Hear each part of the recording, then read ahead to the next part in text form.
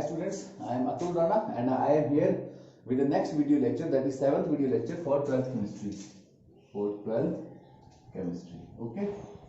And these days we are studying electrochemistry. These days we are studying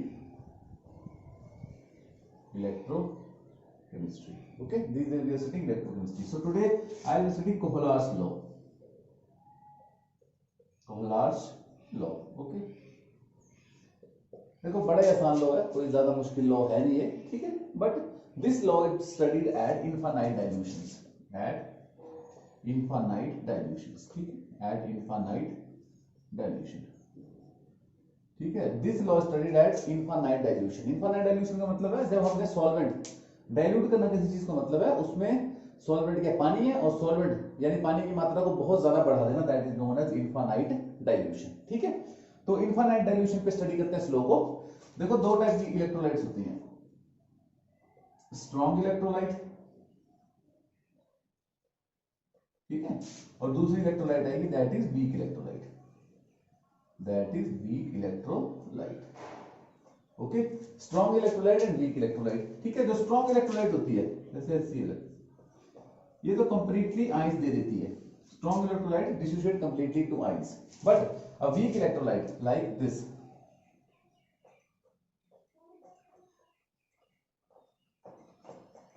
it does not completely dissociate into ions. जितने इसके ions बनते हैं उतने वापसी में क्या बन जाता है, रिएक्टेंट बन जाता है. जितने आयंस बन रहे हैं उतने वापसी में रिएक्टेंट बन जा रहा है.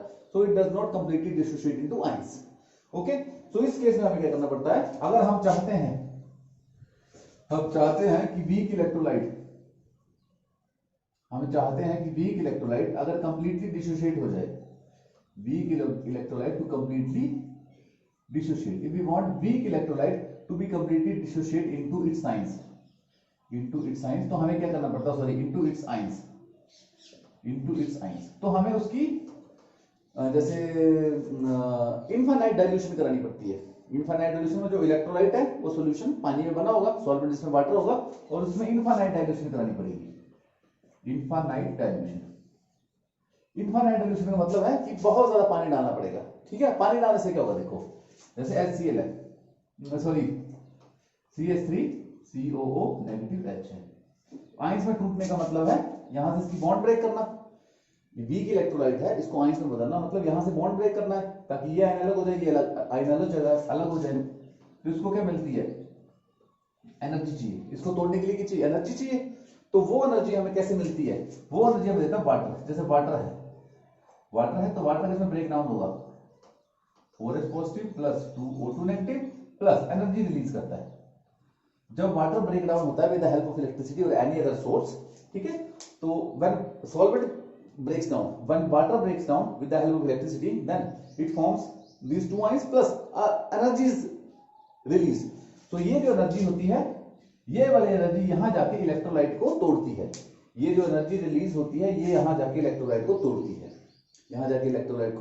तोड़ती है, ठीक है.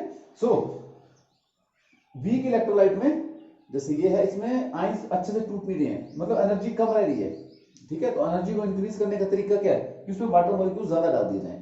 जितने ज्यादा वाटर मॉलिक्यूल्स होंगे उतने ज्यादा टूटेंगे, उतनी ज्यादा एनर्जी देंगे और उस एनर्जी से ये टूट जाएगा, ठीक है. तो वाटर मॉलिक्यूल डालने का मतलब है more the water molecules, dilution करने का मतलब वाटर को बढ़ाना, सॉल्वेंट को बढ़ाना. तो सॉल्वेंट बढ़ाओगे तो ज्यादा टूटेगा, पहले वाटर का एक मॉलिक्यूल टूट रहा है 100 टूटेंगे, तो एनर्जी ज्यादा रिलीज होगी और वो एनर्जी इस वीक इलेक्ट्रोलाइट को पूरी तरीके से तोड़ देगी, ठीक है. Getting the point. तो वीक इलेक्ट्रोलाइट पूरी तरीके से टूट जाएगी, ठीक है. सो इनफाइनाइट डाइल्यूशन पे weak electrolyte completely gives it's ions. बहुत ज्यादा पानी मिलाने से सॉल्वेंट अगर बढ़ाते जाओगे, वाटर सॉल्वेंट होगा, बढ़ाते जाओगे तो वीक इलेक्ट्रोलाइट भी अपनी पूरी आयंस दे देगी. और कैसे दे देगी मैंने आपको बता दिया. So this law, Kohlrausch's law, is used for dilution at infinite conductivity and infinite dilution. जब किसी इलेक्ट्रोलाइट को इनफाइनाइट डाइल्यूशन करा देते हैं उस टाइम पे हम स्टडी करते हैं कोहलर्स लॉ को. Getting the point.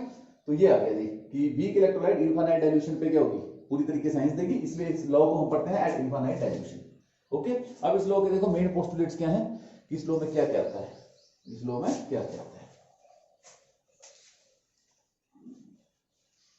ठीक है. अब मैं तुम्हें बता दूं कि एक होती है limiting conductivity, limiting conductivity, limiting conductivity, ठीक, limiting conductivity, limiting conductivity means ये तुमने मोलर कंडक्टिविटी पढ़ लिया, इक्विवेलेंट कंडक्टिविटी पढ़ लिया। लिमिटिंग कंडक्टिविटी का मतलब है conductivity, conductivity of an electrolyte, conductivity of an electrolyte at infinite dilution, at infinite dilution, conductivity of an electrolyte at infinite dilution, ठीक है, is called as limiting conductivity। limiting conductivity कैसे बनेगी, conductivity आ गई at infinite dilution ऐसे करके, या infinite का symbol बना दो या नॉट बना दो, कंडक्टिविटी at infinite dilution, ये नॉट आ जाएगा, ये infinite का सिंबल आ जाएगा, इसका मतलब है कंडक्टिविटी एट इनफाइनाइट डाइल्यूशन। कई जगह लैम्डा से दिखाया गया है, लैम्डा नोट भी लिखा गया, ठीक है, अल्फा नोट भी चलेगा, ठीक है, कंडक्टिविटी एट इनफाइनाइट डाइल्यूशन। तो इसका क्या मतलब आ गया, कंडक्टिविटी एट इनफाइनाइट डाइल्यूशन या कंडक्टिविटी एट इनफाइनाइट डाइल्यूशन, कुछ लिखो वो तो चलेगा, ठीक है। अब मैंने बोलना हो molar conductivity at infinite dilution, molar conductivity at infinite dilution का मतलब है इलेक्ट्रोलाइट को हमने डिसोसिएट किया है, कब, इनफाइनाइट डाइल्यूशन करके, ठीक है। मोलर कंडक्टिविटी का मतलब है कि इनफाइनाइट डाइल्यूशन पे जो इलेक्ट्रोलाइट का हमने कितना लिया था, 1 मोल लिया था, जब हमने इसको इनफाइनाइट डाइल्यूशन पे क्या किया, डिसोसिएट किया, तो इलेक्ट्रोलाइट का 1 मोल लिया था हमने, उसको बोलते हैं infinite molar, this infinite sorry molar limiting conductivity. एक आता है molar limiting conductivity, molar limiting conductivity, ठीक है, मोलर लिमिटिंग कंडक्टिविटी, इसका सिंबल है देखो, लिमिटिंग कंडक्टिविटी मतलब कंडक्टिविटी एट इनफाइनाइट डाइल्यूशन, और मोलर का मतलब हमने इलेक्ट्रोलाइट का 1 मोल लिया है, उसको डिसोसिएट कर रहे हैं। और एक आता है equivalent, equivalent molar, equivalent limiting conductivity, limiting conductivity, limiting conductivity का मतलब क्या है, कंडक्टिविटी एट इनफाइनाइट डाइल्यूशन, और इक्विवेलेंट का मतलब है हमने जो इलेक्ट्रोलाइट का मास लिया था 1 इक्विवेलेंट लिया था, ठीक है। तो इक्विवेलेंट का मतलब कितना मास लिया है, और लिमिटिंग कंडक्टिविटी का मतलब है एट इनफाइनाइट डाइल्यूशन, तो ये आ गया, ठीक है। अब मेरे को ये बताओ कि मैं तुम्हें एग्जांपल के थ्रू प्रोसीड करता हूं कि जैसे ये आयन है CH3COOH, ठीक है, इसको हमने क्या किया, इनफाइनाइट डाइल्यूशन पे डिसोसिएट कर दिया, तो कौन सी आयन देगी ये, CH3CO negative plus H positive में टूटेगी, ठीक है। और एक दूसरी स्ट्रॉन्ग इलेक्ट्रोलाइट है CaCl2, इसको भी हमने इनफाइनाइट डाइल्यूशन पे क्या कर दिया, यहां पे दोनों पे डाइल्यूशन का इनफाइनाइट है, बहुत सारा वाटर मिला हुआ है, ठीक है। तो इसकी conductivity at infinite dilution of किसकी, CH3COOH नेगेटिव, किसके बराबर होगी, किसके बराबर होगी, देखो it will equal to conductivity of cation plus conductivity of anion plus conductivity of cation.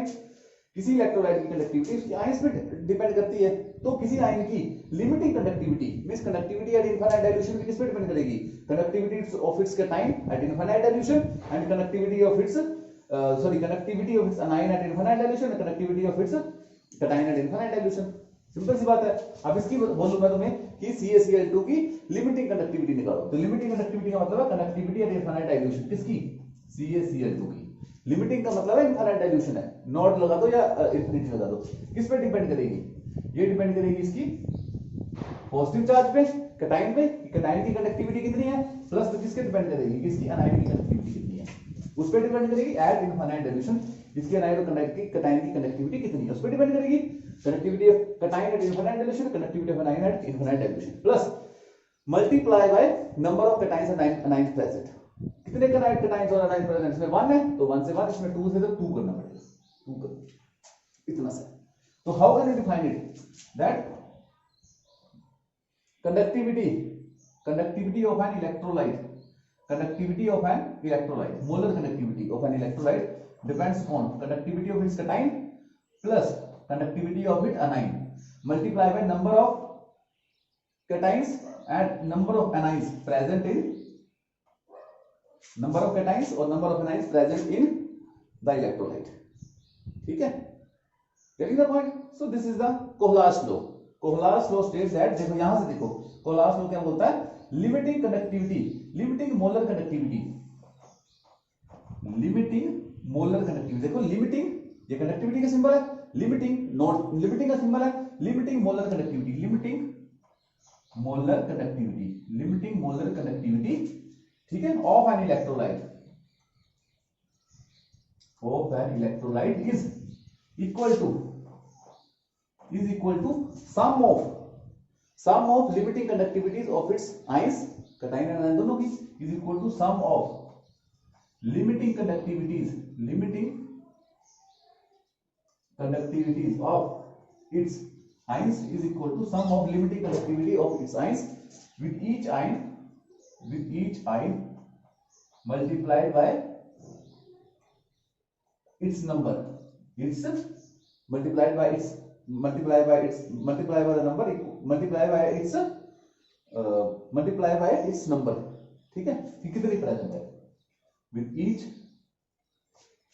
ion multiplied by its number, ठीक है, नंबर कितनी प्रेजेंट है, जैसे हमें 2 से मल्टीप्लाई कर दिया, ठीक है, तो दिस इज कोहलास लॉ, ठीक है, इसके न्यूमेरिकल्स होंगे, तो न्यूमेरिकल्स में मैं कोहलास लॉ के लॉज न्यूमेरिकल कराऊंगा। इसी तरीके से अगर मैं तुम्हें बोलूं कि व्हाट इज, यहां पे देखो छोटा सा हेडिंग बनाते हैं, अब इसी को मैंने लिमिटिंग इक्विवेलेंट कंडक्टिविटी, ये किसके बराबर होगी, ये बराबर होगी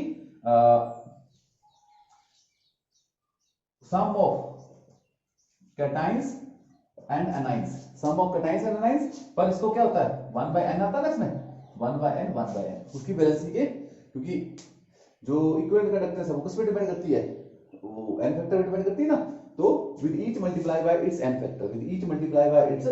फैक्टर, इसका n फैक्टर कितना है, गेटिंग द पॉइंट। तो यहाँ पे जैसे इसकी निकालनी होती है हमें, इसकी इक्विवेलेंट कंडक्टेंस निकालनी है, कैसे निकालते हैं, इसकी इक्विवेलेंट कंडक्टेंस निकालनी है, तो इसका n कितना है 2 प्लस है, इसका n कितना 2 प्लस है, तो 1/2 Ca2 पॉजिटिव आता प्लस उसका कितना है -1 है, क्लोरीन के ऊपर -1 चार्ज है, तो मतलब 1 ही है, उसका n फैक्टर कितना 1 ही है, प्लस माइनस में तो होता नहीं n फैक्टर, तो इसका n फैक्टर क्या 2 है, तो 1/2 आ जाएगा, और उसका n फैक्टर क्या है, उसका n फैक्टर कुछ नहीं है, तो क्या आ जाएगा, इसकी इक्विवेलेंट कंडक्टेंस। पर जनरली हम हमारे जो सिलेबस में मोलर कंडक्टेंस लिखेंगे, ठीक है। तो this is for over for today, tomorrow we will study this numerical portion.